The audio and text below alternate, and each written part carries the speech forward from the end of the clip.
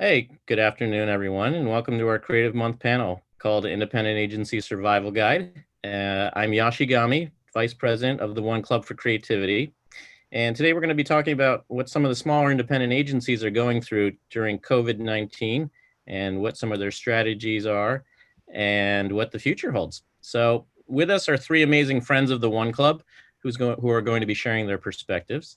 And they are One Club board member David Baldwin, who is the founder of Baldwin and in North Carolina, in Raleigh, North Carolina, sorry. Jamie Robinson, co-founder and CCO of Joan Creative in New York City, and Norm Shearer, partner and CCO of Cactus in Denver.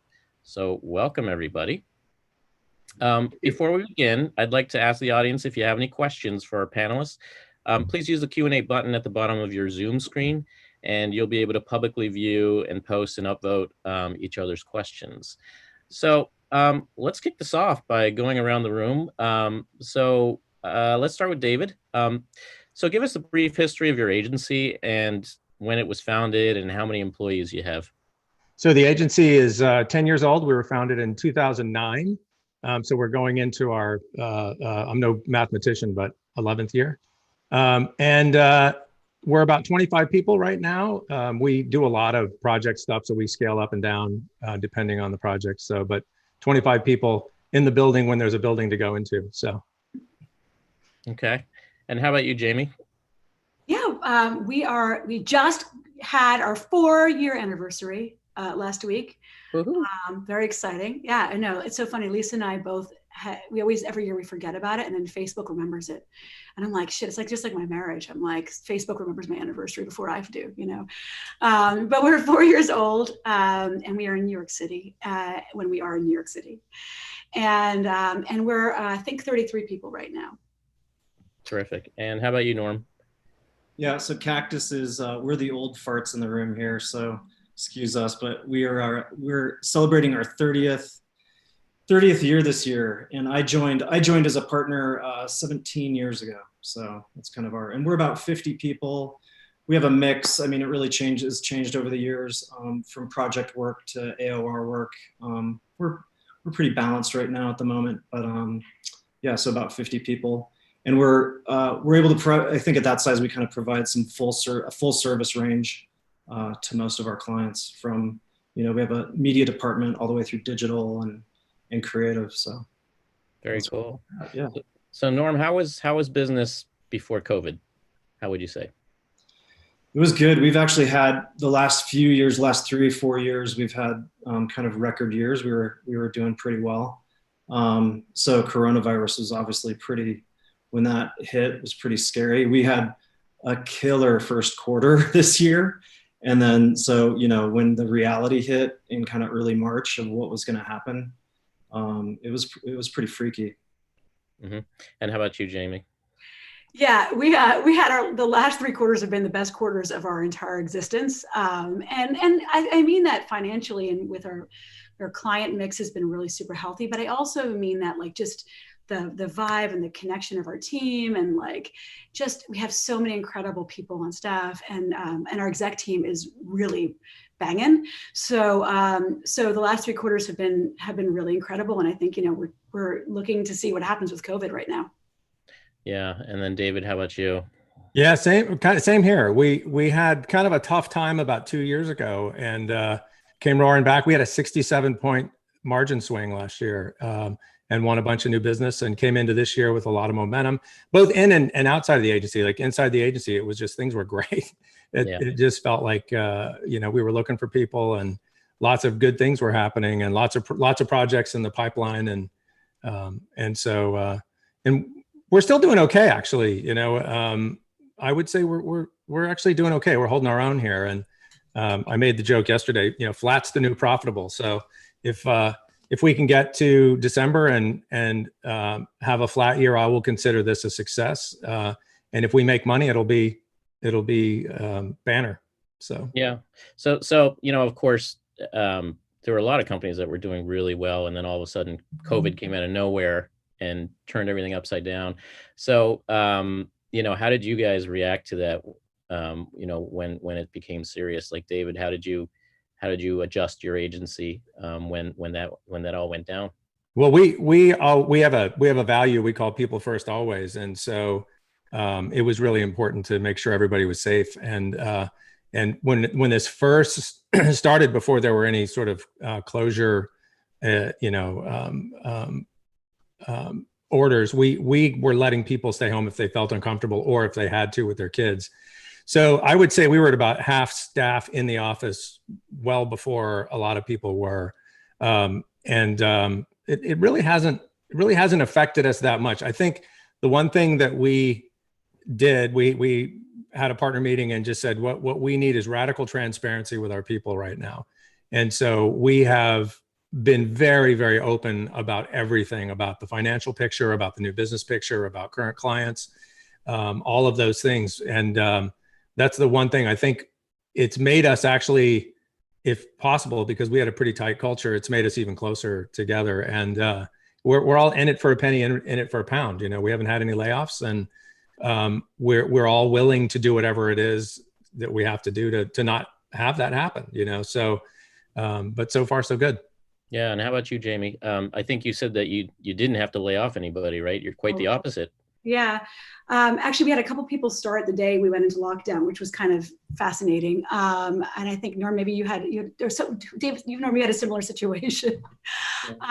It's, we're also being very transparent with everybody and really trying to keep the spirits up, and like having kind of nonsensical reasons to meet up just for fun, having one-on-one coffee breaks with people, pairing people up.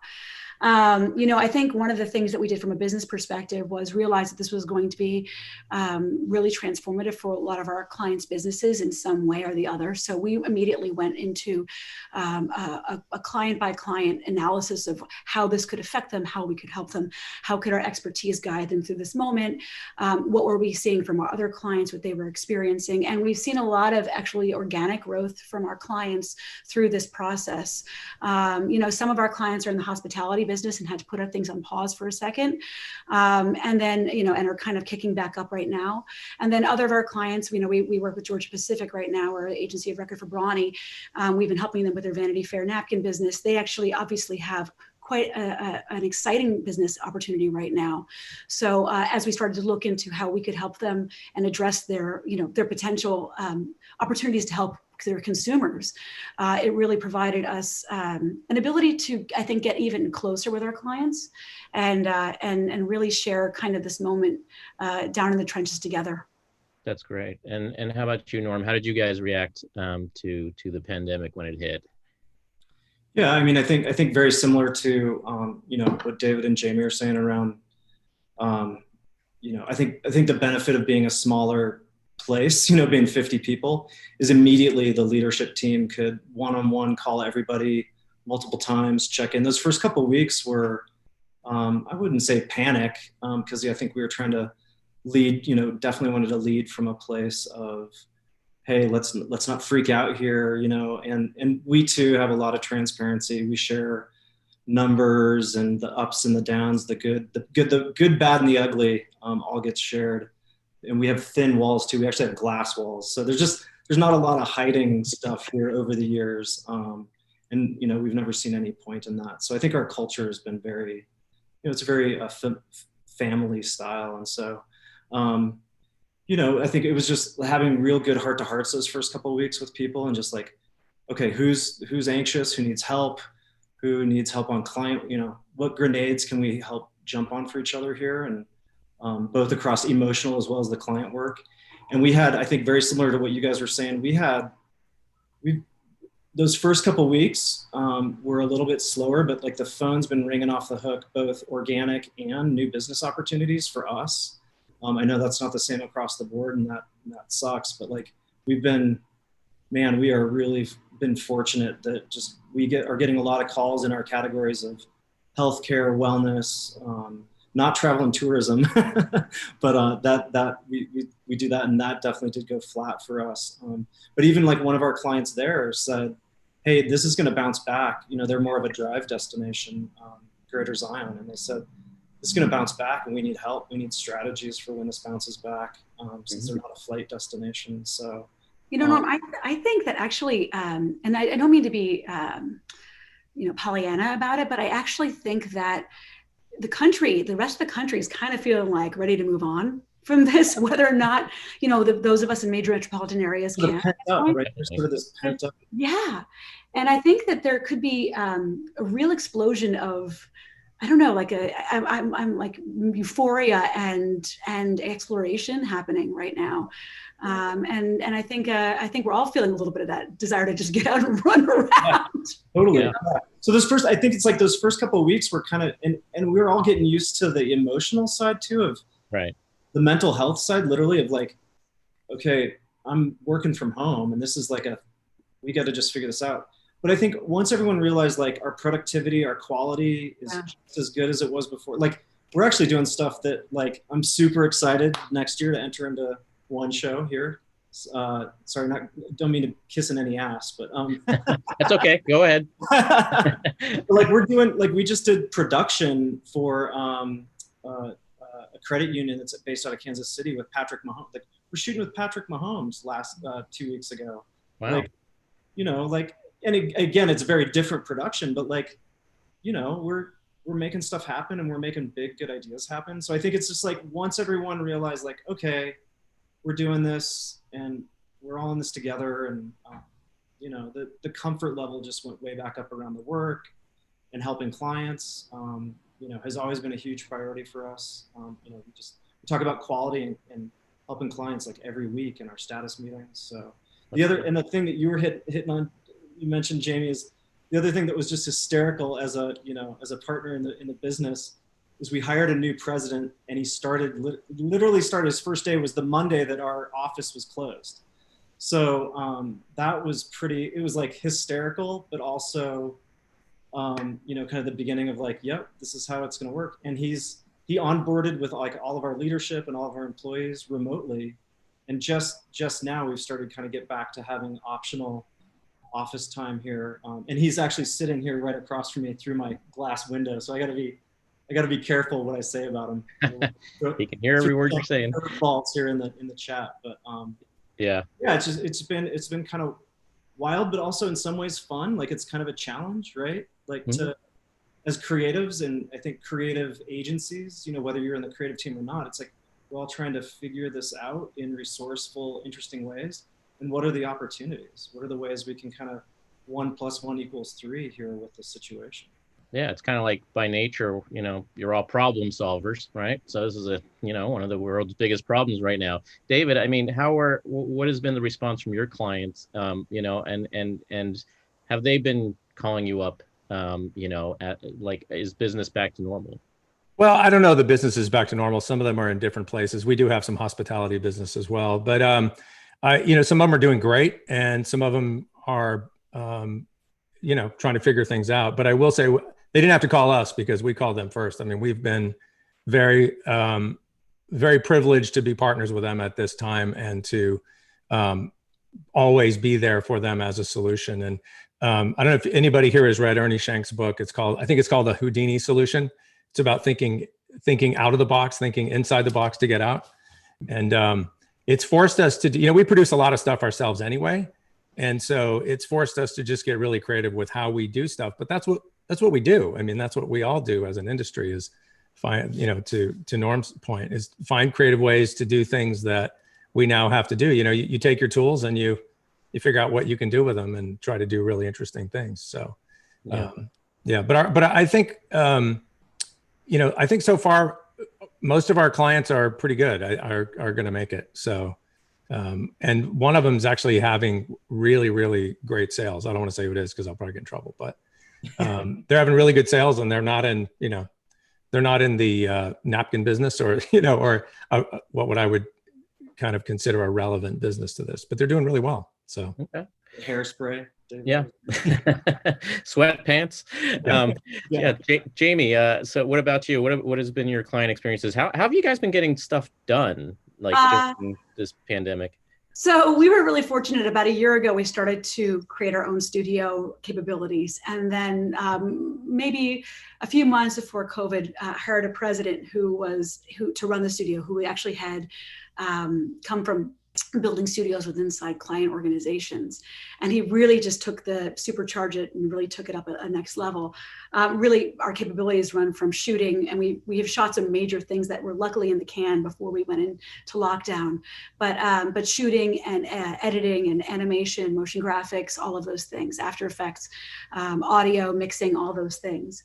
And so, and we had been doing that for a lot of our clients already, in part because many of them had been asking for it.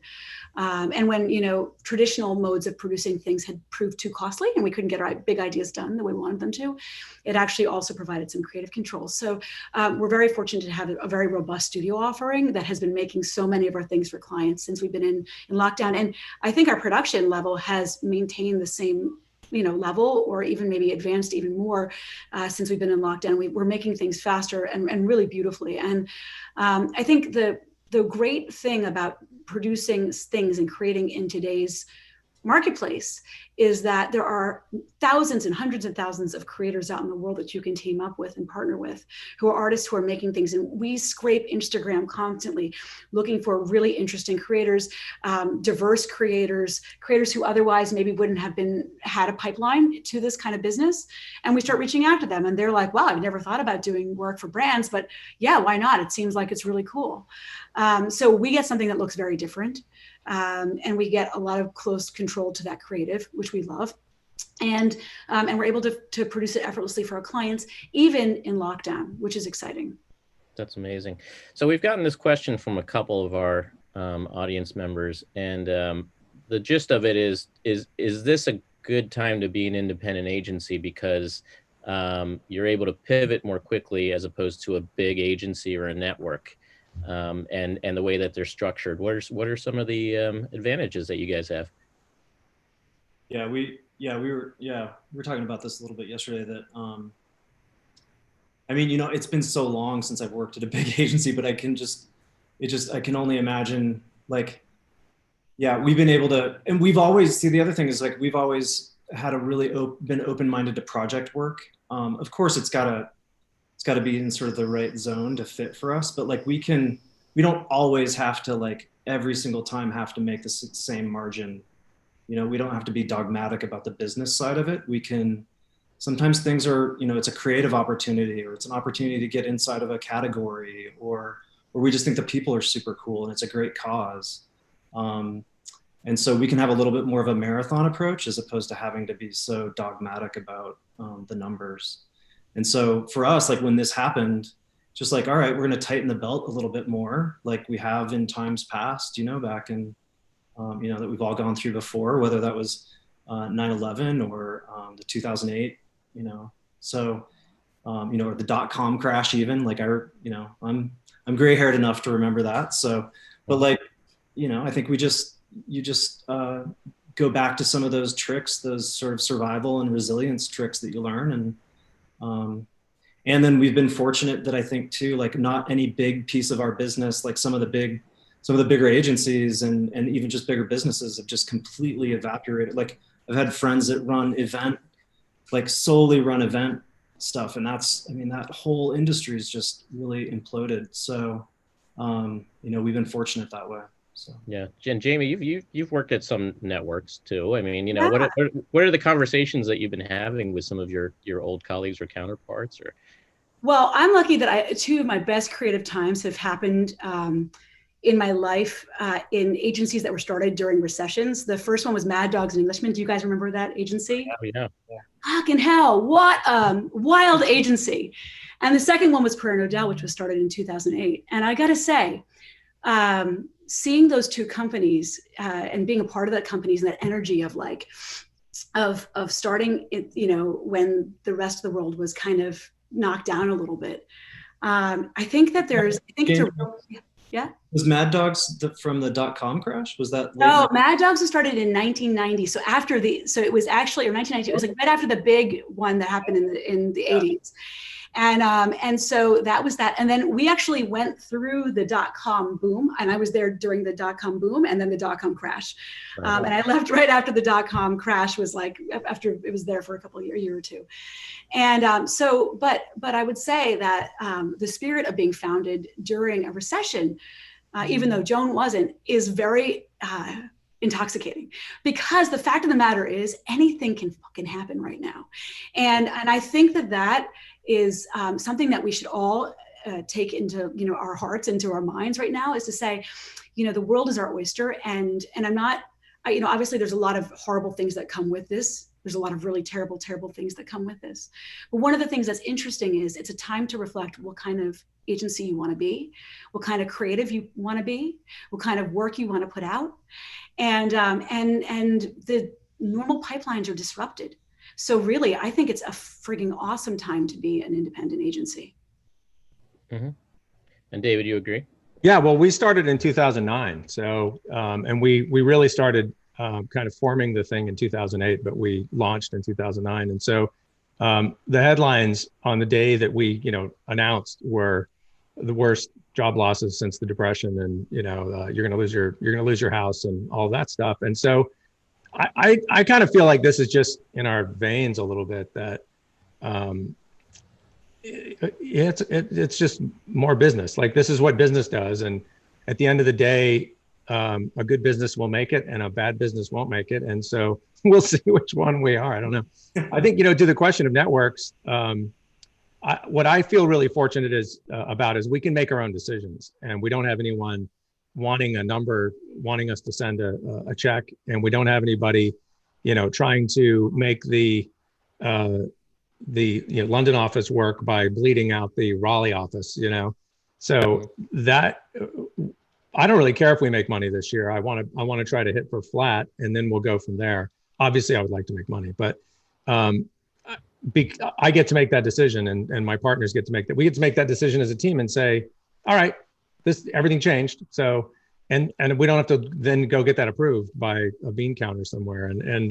So I really feel for the stories that I'm hearing right now at the big agencies, where just people are getting slaughtered, left and right, getting laid off. And I think 35,000 people are laid off in the last 6 weeks. That is profoundly horrible. And so, I feel very, very fortunate that we are independent and that we can do whatever we want. So, and our clients sort of saying that too. I mean, and to go on top of that, there's a question from our audience that's asked, are the priorities from clients, are those different now because of the pandemic? Are they asking for more digital, or are they asking for more, stuff that you can do remotely? I would say that they, well, obviously everything has to be done fairly remotely, or has had to be up until now. But I would say that it changes week by week. And I think that's one of our jobs as an agency, is to help lead our clients into what is the right response. And I think you can see, if you look at the way that the majority of the industry responded to this original crisis, was exactly one way, and everybody did the same thing. And we all saw that rip that went around that was basically everybody doing the same thing. That to me is a significant danger, because it's a knee-jerk reaction, and we can't allow ourselves or our clients to do that.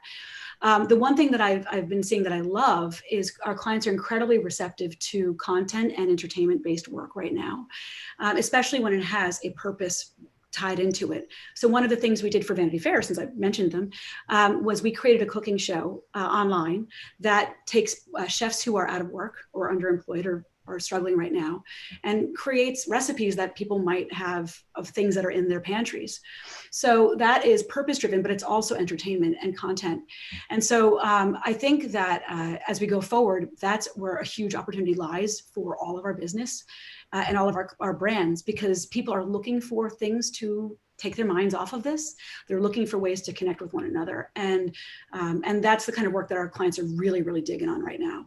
That's awesome. And we have a question from Greg. What about budgets? Do you guys see smaller budgets now because of this change? And, do you have clients asking for, let's say, a project that would normally cost $20,000, now they're saying 10 to 15 because of their, smaller budgets? I mean, do you see this happening more often now, or not? I would say budgets have been shrinking anyway, or at least trying to do more with less. Maybe the budgets are the same, but you have to do more stuff. But yeah, we've had a little bit of both. We've had some bobbing and weaving we've had to do to make some things happen, knowing that. But again, it's about being a good partner and a steward. of your client's money and what they have to get done, they still have to get it done. And so, it's incumbent on us to figure out how to do that. So yeah, I would say yes. I would say that budgets have definitely fallen for us, for sure. What about you, Norm? I mean, of course, you still want to maintain the level of quality and creative, with a limited budget. So how do you guys navigate that? Yeah, I wouldn't disagree. I think, but we've also been, I think just exactly what David, you were saying around, but they've also been shrinking the last 5 years, and we've been, having to pivot to figure that out. We also have created our own in-house production as well. That we're actually going to kind of formalize that here in the next couple of months and kind of announce that bigger, but we've been doing an in-house production for years to accommodate for that.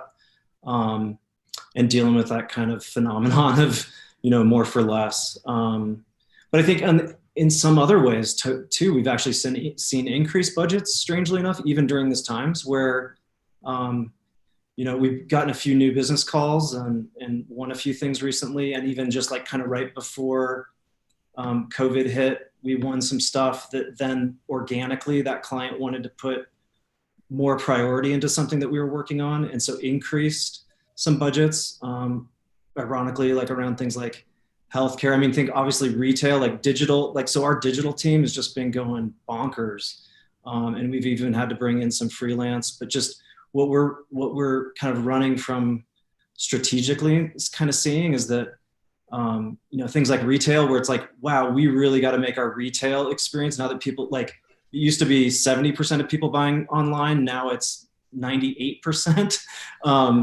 So it's like we're helping clients prep, and even though that stuff may not launch immediately, it's like, stuff that they kind of were sweeping under the rug maybe a little bit over in years past of like, well, we're not totally ready to invest in going digital, like healthcare, signing up to go see a doctor just for a routine appointment, using your phone is hell right now. And we're working on like 3 different projects for clients across things like that, where they said, we got to prepare for this new world, because this for them, for healthcare, for hospitals and digital health, that stuff's changing fast. And it sort of forced their hand, it forced that whole industry to have a quantum shift in how they do consumer experience, patient experience. Mm-hmm. So we've been seeing, in that regard, we've seen increased budgets and increased priority. That's kind of cool, but in other areas you see it drop. We had, we do all the work for Vail.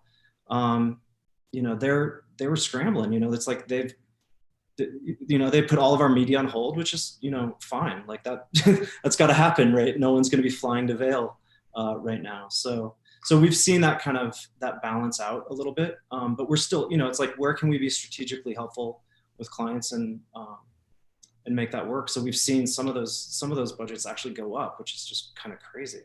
Mm-hmm. And you guys have a mix of AOR and project-based, correct? All you guys? Yep. Okay. We also do a ton of design only, design and branding and strategy stuff that doesn't have a big production on the other side of it. And we love to do, that has not been a problem at all through this. So. Yeah. And our studios also has their own business, so they go direct to client that doesn't involve the creative agency either. So that's also really exciting. And I wanted to add one thing, Yash, to your point, is that budgets have been shrinking for a long time. I agree, and in some cases they really should. When social first became a thing, and people were spending, or Instagram, people were spending like $300,000, $200,000 on Instagram posts, which is really a preposterous thing.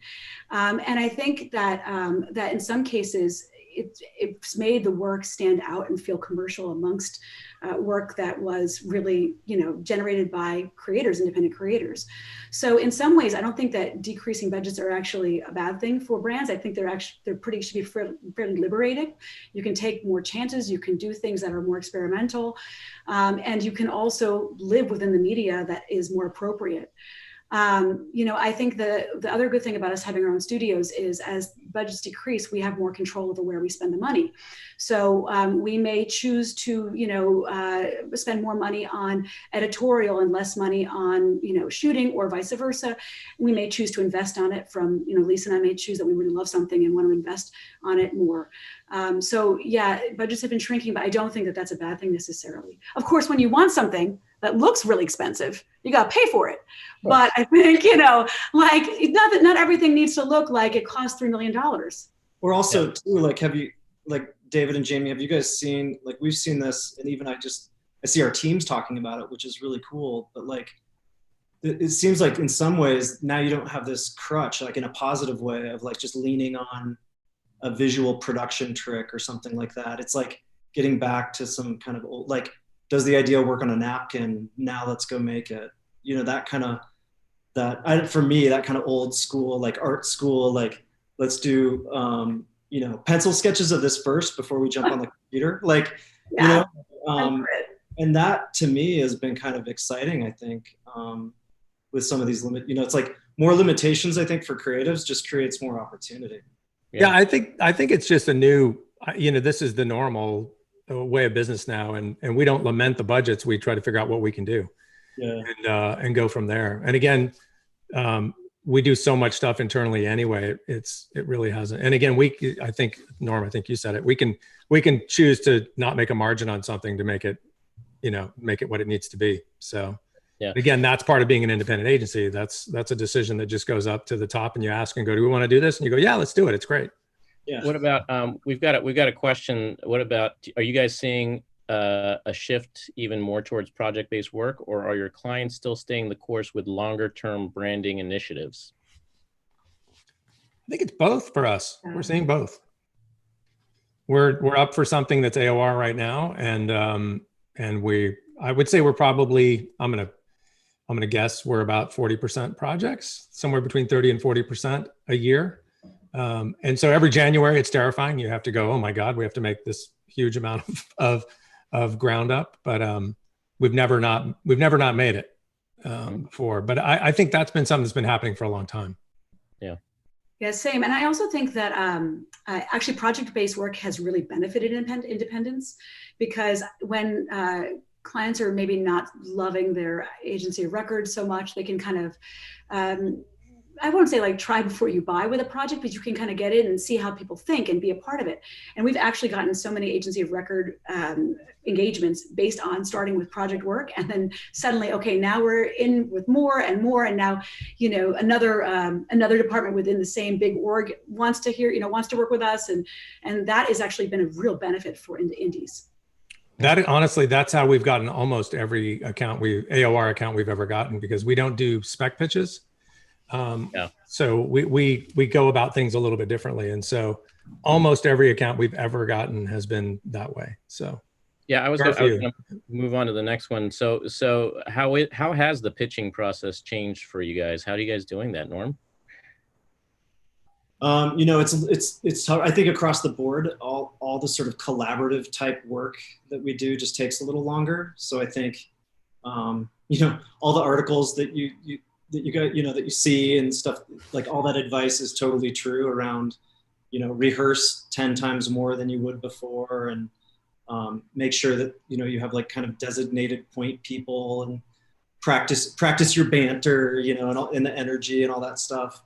Because it is weird presenting via Zoom, and clients will, this just happened the other day, clients or prospects, whatever, will turn off their cameras and they're just listening, and then they're on mute. So you're presenting to your own image on the screen. You're like, oh crap, Yeah. So just, I think too, it's just, but we've been talking about, it's just another thing to get used to. And you just got to have, you almost got to trick your brain and just have fun with it, and say this is the way it's going to be for a while. And there's nothing you can do about it. So why complain? Why spend any sort of negative energy or time moping around about it, and just get to it and figure it out. And practice makes perfect always. So yeah, I mean, it is such a relationship driven business that now, we're dealing with a virtual relationship. And so, I think that's also affecting the way that you guys get new business, right? Yeah. Yeah. Okay. We've got a lot of questions here about kind of your office culture and how you guys are dealing with, working from home, and how you guys are, how your employees are dealing with that. So talk about how the experience of working remotely has been for your company. Let's start with David. Like I said, I think it's brought us together in an even tighter way than we were before. And we're a small group, so we all know each other pretty intimately. But I'll give you an example. We have, I think probably everybody on the call around the country here does the same thing. We have a Friday kind of happy hour where we all just get together and shoot the shit and talk about the week and what happened and what's coming up the next week. And I've been making cocktails. Check out my Instagram. I've been making these crazy cocktails, and so I'll show up with a weird cocktail, to that meeting. But we have this thing called Culture Club. We have a group of people. It's a rotating group, but right now there's a group in a thing called Culture Club, and it was my daughter's 21st birthday this weekend, and my other kid's graduating from SCAD on Saturday, and so I got a text that said, "Hey, go look in your mailbox," and I went out to the mailbox, and there was a gift card to one of my favorite restaurants in town for when it opens, and it was, I can't tell you, it just kind of came out of nowhere, and they just said, "Hey, we're just thinking about you and what a big week you've had," and so that's the kind of thing that we're doing, and we've kind of always been that way anyway, but it was really interesting to see it happen to me. It was kind of cool that it happened to me today, and I was really touched by it. So those are the kind of things we're doing. I mean, we're just being us. Yeah. How about you, Jamie? Well, our culture has a substantial amount of inappropriate behavior. I think that, whatever. We're an advertising agency. Like, of course, it's going to have some inappropriate behavior, but I think you just, you need to go out of your way to make sure that that shenanigans continue.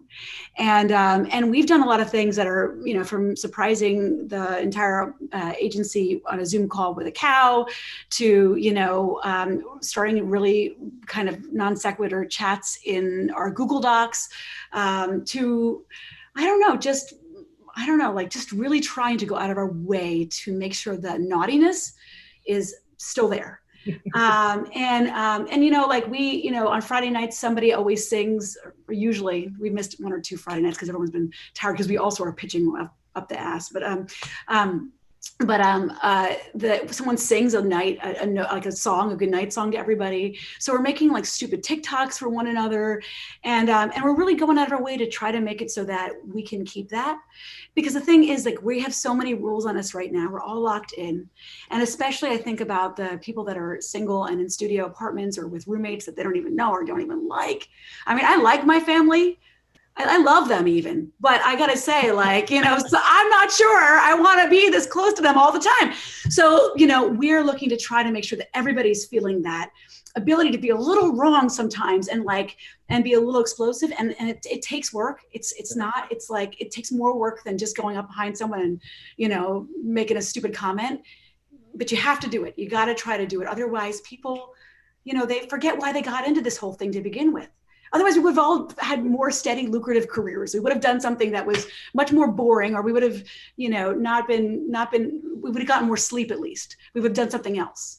Yeah. One of the things that we have said is, there's been some freakouts here and there from clients, from people, from suppliers and those things. And what I've said is, guys, everybody just take it easy and give everybody a break.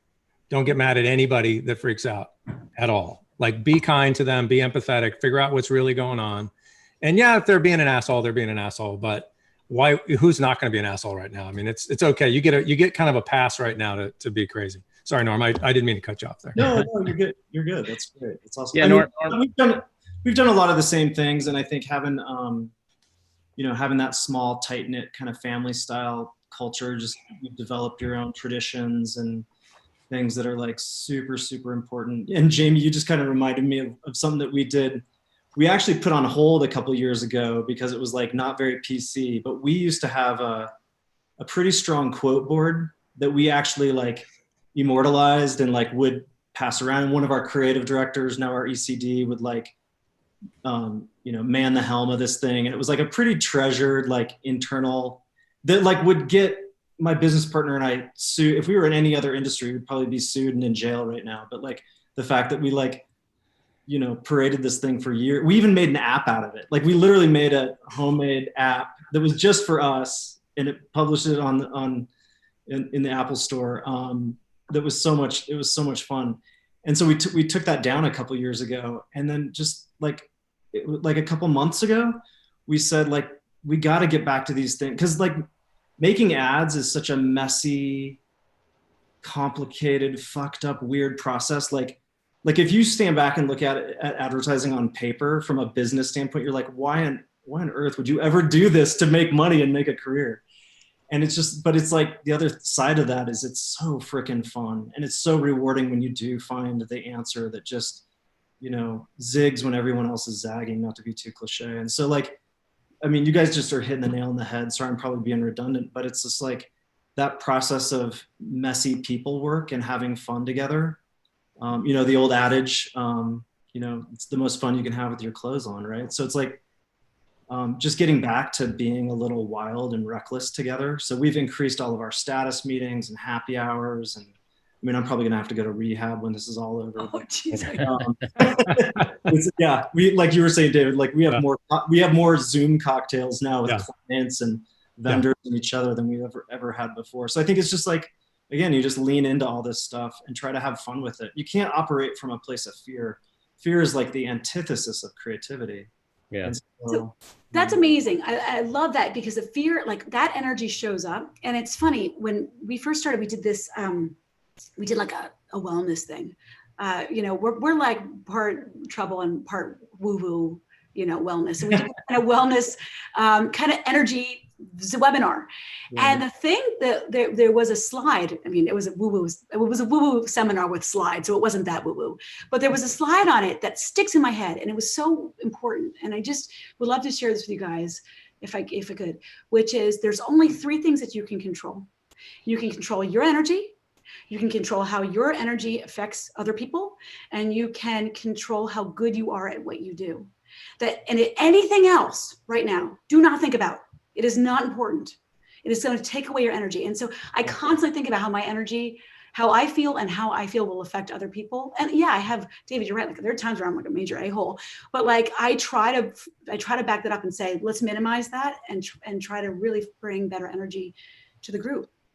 Yeah. And then you guys have all had sort of work from home policies. Do you think that that's changed since this? I mean, what does going back look like, for your employees? Well, you go. Oh, okay. We're definitely going to keep our office. We have announced that we're not going to go back before September. We live in New York City. It's too dangerous to really put anybody at risk at this point yet until we know a little bit more. But we are going to keep our office, thinking about how we can reimagine it as a clubhouse, as a place to have meetings. I think in some ways, I feel kind of giddy when I think about re-entering it, and I wonder how we can make more use of the things that we have in there that maybe before we felt a little too busy to really be a part of, and really use too much, like all the bar carts or my record player with all my records. I really want to go listen. They're all stuck there, and so we will go back. Now, one thing that Joan had before this was a Freedom Fridays policy, which was that if everybody got their timesheets and their expense reports done the month before, the following month they could work from home on Fridays. So we were a little already accustomed to doing that. But I think, and I think it will still be a major part of our culture going forward, until there's a vaccine. How about you, David? Well, it's funny, we have a 1.5 years on our lease. And so we are having to rethink now what we want. And we have a pretty spectacular space down here that we probably wouldn't be able to have in a different city, but it's pretty amazing. And it's downtown in the warehouse district down here. And it's just fantastic. But we are trying to figure out now, well, now what? And if, I'd like to stay in our space, but I think I want to radically think about what our space is, to Jamie's point. And I think our space could become as much a meeting space where we come together when we need to, But I definitely have people who want to be in the office every day. There's no question about it. And I would say it's probably 50-50, that there's 50-50 of people who are just like, I don't care, you know? And there are people that are, get me in that damn office. I want it. I'm more productive there. I get, you know, I don't have all of the other distractions that come with being at home with your kids or those things. So again, people first, always, we have to listen to everybody in the culture and figure out what that's going to look like and mean. But what this has shown me is I used to be really kind of afraid of remote work and thought maybe it was bullshit and that people would take advantage. And there's been zero advantage taken. Everybody has been on point. No one's been late with an assignment. People are showing up to things. Everything, quality hasn't dropped. Everyone's doing their job. And so that's been, and I'm not surprised about my people doing that because that's just who they are. But I think human nature, I always kind of thought like, oh, if I was home, you know, I know when I would sort of play hooky and stay home and work on something and I hear Andy Griffith in the other room and I'm like, you know, it was like the siren song of Barney Fife calling me over to the TV. And if I go, I'm screwed. So I don't go, you know, and that's just not the case, you know. And I've been treating every day like a work day. So I get up at the same time and I work out and I come upstairs. I'm up here at 8:30 or 9 and I go back down at 6, you know? Yeah. And that's worked for me. So I just assume we're good. Yeah. A lot of people, their work days actually become longer because there's no commute. Right? Yeah. So I've heard that from a lot of people. Yeah. Yeah. And Norm, you're actually sitting in your office right now, right? So talk about how you guys have been doing that. Yeah, I'm in downtown Denver right now. We opened back up 2 weeks ago. This is our second week that we opened back up, super optional. I think everything we've done obviously is with the utmost safety and, you know, at the service of our team. So I think the state opened up, gosh, I think we were like a week later than when the state, or 2 even, maybe when the state said that Colorado businesses could go back at 50% capacity. You know, we're in a different situation, obviously, than Manhattan and even than the East Coast. I think Colorado's numbers, while not awesome, have just been coming way, way down. The hospitalizations are like some days are 0 and are like below, like anywhere from 0 to 5 every day across all of Colorado. So like that's just you know, really hopeful, I guess. Norm, you're making us all jealous. I know, but you can't, like, you know, I mean, we got to be careful about that, right? You don't want to get too out over your ski tips about statistics like that, because you also see like all the, you know, I listen to the scientists here, you know, around like what's going to happen in the fall, you know, so it's like, you got to, it's like, let's stay calm and just see, like, take everything day by day and week by week. But we have a lot of young, really energetic, again, like, just like you guys, you know, at Joan or Baldwin and like, and I'm assuming a lot of small businesses, maybe not even small agencies, but there's just such a tight culture when you're only 50 people or 30 people. And so a lot of our young singles who live in small studio apartments by themselves or whose roommates are driving them crazy, like, we wanted to give people the option to use the office as a resource. We're taking all the precautions, masks, distancing, no meetings. It's not like it is not at all like we're back to like being in rooms together, hanging out, you know, doing happy hour, client meetings or whatever together, things like that, where you'd be 5-6 people in a room together. It's not like that at all, but it's nice to see each other down the hallway and have conversations from 20 feet away. Yeah. You know, we're doing the face mask, the temperature thing. So we're being super safe. But even at that, like, we're also it's all optional. It's at whatever the comfort level is of our team. So there's you know, some days there's 10 people in here, some days there's 5, some days there's 15. It just kind of, you know, we obviously, if we got up to that 50% level, we'd have to be cautious around that and then figure out a system for how we're going to meter people.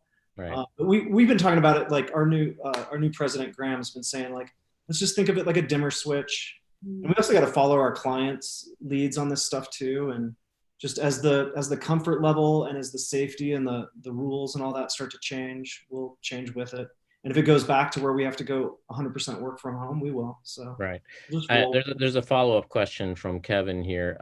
What about people that say, you know, they want to work from home permanently? Is that going to be an option now? You know, because people are kind of getting used to this, right?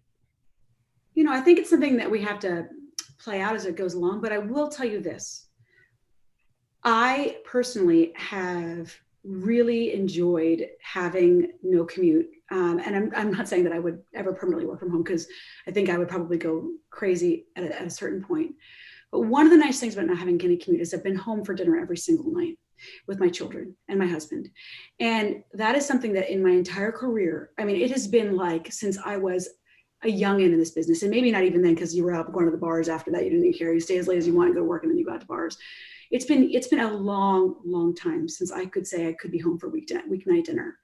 And so I look at that and I cherish that as a mom. It's something that I don't get.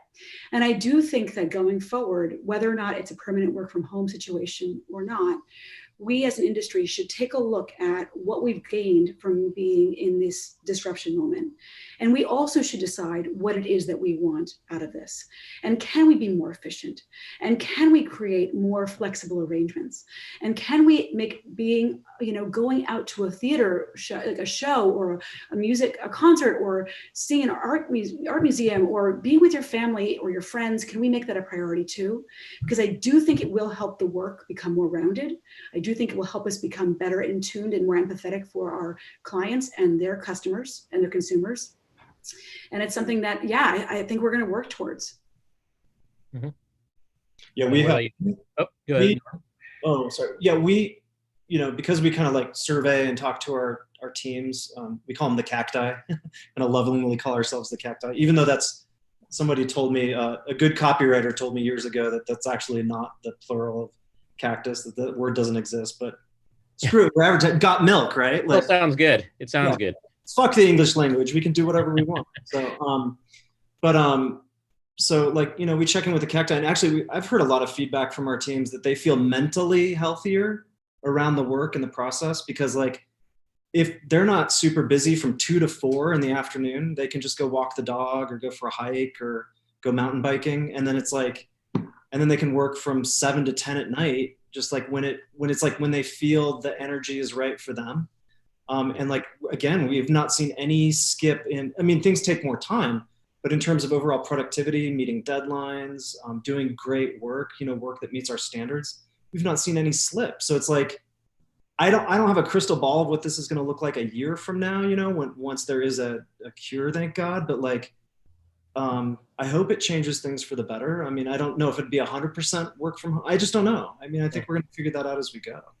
I was thinking about how a habit builds over 21 days or something like that. There's some research out there. I don't remember what the exact number is, but we've now all lived into a new habit. And I think the question is, what habits need to actually be broken and what are worth keeping? So, right. What about has this encouraged you guys to use more freelancers working remotely too? Because it no longer matters if they're in the office or not. What do you guys feel about that? It's when I was just talking to my ECD that we've historically been pretty like old fashioned, but it just like what worked for us of like, we want freelancers like here, even if they're like, we're flying people in, it's like, we get a hotel and it's like, we want you here in the cockpit. And now we're like, well, obviously that's not going to happen. And it's just been kind of cool. I think it's going to really open us up to be better about just being even more nimble with bringing in really great talent. I mean, Jamie, like you're super inspiring about how you're talking about just, let's go find those makers and just be open, they could be in Brazil for all we care, right? So it's like, if you're good and you like the work we do and you want to contribute, let's figure it out. So I think what's interesting to me about this is we've had a ton of people over the 10 years we've been in business who have said, if you guys were in New York, I would come work there in 2 seconds, but I'm not moving to North Carolina. And I can talk all I want about how cool North Carolina is because it's an amazing place, but it's made me kind of rethink, like maybe I can actually have full-time people who don't live here. And the question is, how do you get them to be part of the culture? For us, especially on projects, freelancing is just a money laundering scheme where the client gives you the money and you then hand it to the freelancers because, the freelance rates don't work with the project rates a lot. And so we actually don't freelance that often. And when we do, it's a kind of a cadre of people that we always work with. So it's almost more like a permalance network that we have. So we can scale up really big and could go right back down, but it's usually the same people. So there's not often a ton of new people coming in and out, and we kind of refuse to pay the big day rates. And so that also weeds out a lot of people that are just like, nope, I make X amount and I'm not taking less. And I totally respect that, but I can't afford it. I can't afford to do that on projects. So, so I don't think anything's really going to change there for us. Yeah. And what about you, Jamie? Yeah, I mean, we always work, as I mentioned before, with distance creators. With, you know, creatives, freelancers, it's always really come down to, do I trust you? Will you deliver? Do I like what you do? You know, are you giving me an idea that I wouldn't have thought of myself? If those things are answered, then I don't care where you are. We have right now an account person who is sitting in Wyoming. She decided, I'm going to get up. I'm going to go to like my parents' camping in Wyoming. I think that's where it is. I don't even know where it is. It doesn't matter. We have, you know, like one of our creators was like, I'm moving back to LA for the summer. Is that cool? We're like, go for it, dude. It's all good. And to be honest, you know, as long as you keep delivering, as long as I can trust you. And so far, everybody's been exceptional at that. And freelancers depend on it. Their entire career depends on it. I don't really care where you are. I don't. Yeah. We have a very specific question from Janet. What are 3 pieces of advice you would give to a small agency CEO right now if they want to thrive moving out of COVID? What do you guys think? Any specific pieces of advice you would give the CEO? I would say right now you have a moment where you've been knocked off the treadmill. You need to think about what kind of agency you want to be going forward. Where you want to put your priorities. Do not overreach, get very specific, figure out what it is that you've been doing over the past year, 2 years that has been really successful. When it has been successful, crystallize that and make that a thing that you can repeat. I feel like right now is a time to just look to the future. And I know that sounds maybe a little like bullshit, but it's not. We never get this opportunity to just get where everything stops and changes. This is a moment for great transformation. I say take it.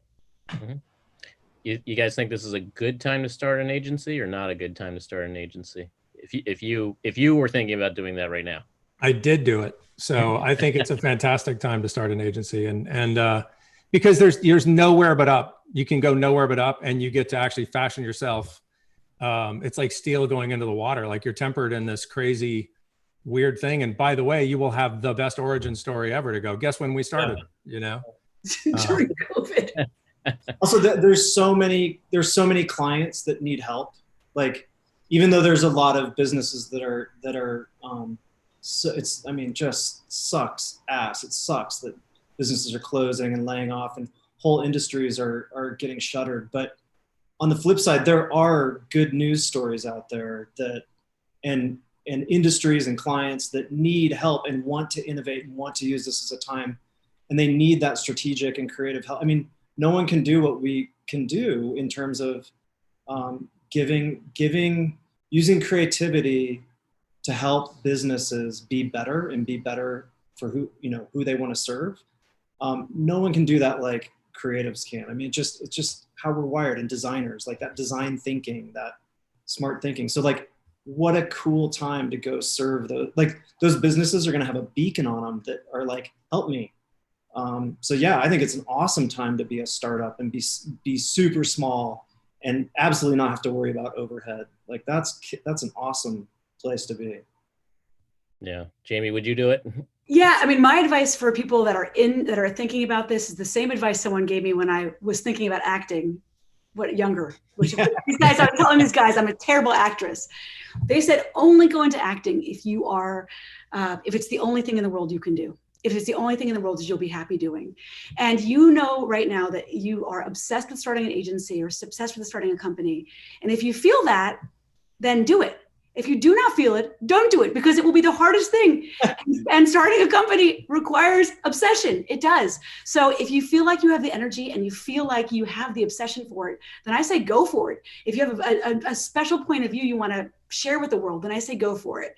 But if you feel like you can do something else, then that's what you should do. Yeah. If you don't have that, don't ever start an agency. There is no good time. And if you do have that, there's no bad time. Exactly. Great. Well, looks like that's all the time we have, but I want to thank our 3 panelists here, Norm, Jamie, and David. Thank you so much for your time.